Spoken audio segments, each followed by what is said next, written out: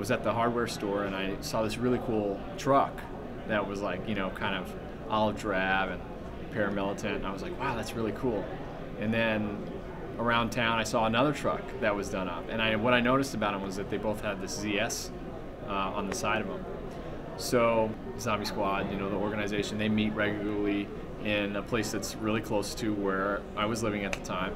And so I started going to the meetings regularly and started volunteering at the events and going to the blood drives and so on and so forth, and kind of have been, you know, made a bunch of friends and have been hooked ever since.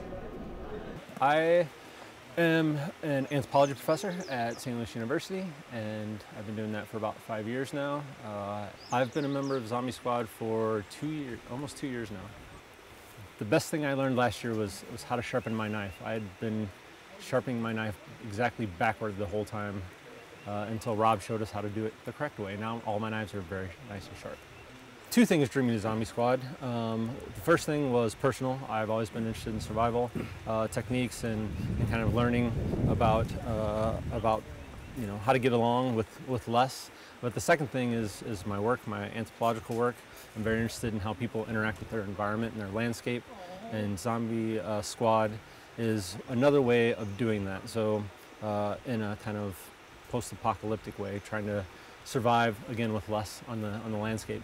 I work for the American Red Cross as a collections manager, and I was running a blood drive that was being put on by the Zombie Squad.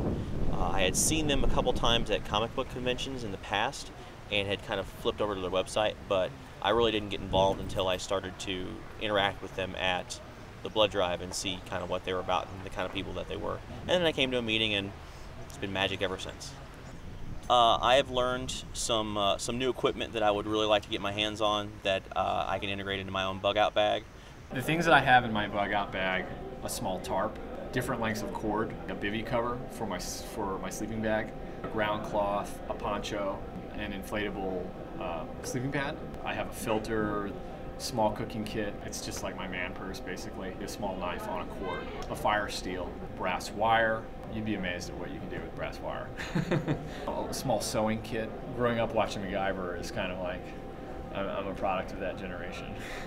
So. And I think that the main real key thing I've learned is how I can interact with a large group of people that I don't know very well in a situation that is as close to survival as you're going to get without there being a major disaster, and flourish.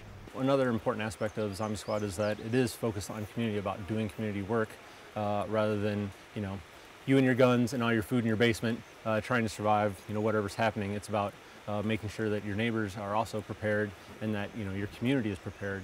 Not only, you know, here at ZCon teaching people how to do things, but also when things do happen, there are people there that help and that know how to help in ways that, you know, isn't just people standing around, but actually doing something that can, you know, really help people on a small basis, you know, getting them food and water and, you know, shelter and those kinds of basic things that people really need, instead of the big policy things that tend to go on that don't actually help many people at all.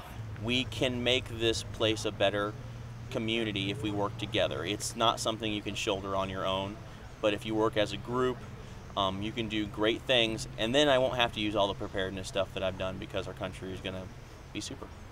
You can be really self-sufficient, but if you decide to hole up in your basement by yourself, you're in the long run, you're not gonna make it. We need community. We need each other.